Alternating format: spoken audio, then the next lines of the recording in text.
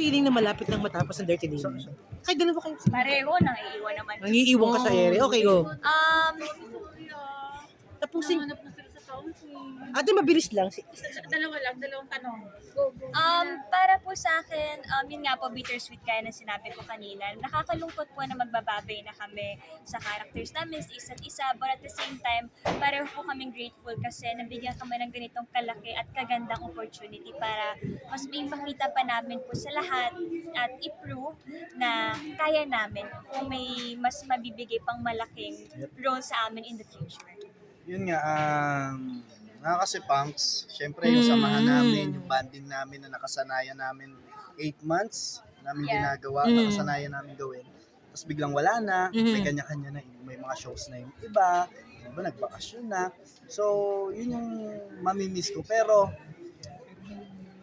yung mga natutunan ko naman, baon ko palagi.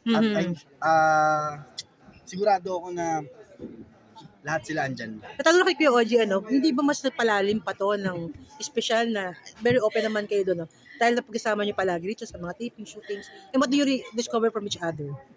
Na-discover? Wala po. Joke lang. Yun nga po, yes, lumalim yung friendship namin in a way na mas naging open kami. Pero romantically, parang hindi pa naman po. Something like that. But masasabi ko mas stronger na yung friendship na meron po kami ngayon. Ikaw, Seth, sagutin mo. Romantically, mas lumalim, mas lumalim yung Friendship, samahan namin, pero romantically siguro hindi pa namin nakikita. Bakit kaya? Siguro, gusto lang po talaga namin maging best sa ginagawa namin. And Parang syempre, first, ito nga pong Dirty Linen, ito yung first project namin together on screen na makikita kami ng mga tao on screen. And parang this is the first show na parang somehow meron kaming in-room na kaya po namin together. Saka tumatanda kami. Yes. Hindi na kami wala sa isip namin yung tayo magka-partner, magjowa tayo. Yeah. Wala ka na sa ganung thinking. Walang ganung thinking. Hindi namin naiisip. Actually, hindi namin naiisip. Pero,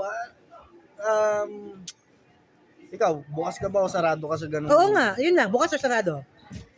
You know po, kapag kumatok naman ang pag-ibig, hindi naman po bukas. tayo madamot. Pero, Diba? syempre po, trabaho po muna. Ikaw, Sorry. bukas. Ha? Bukas. Mga ngatuwa ko. Ay, so yan. Salamat.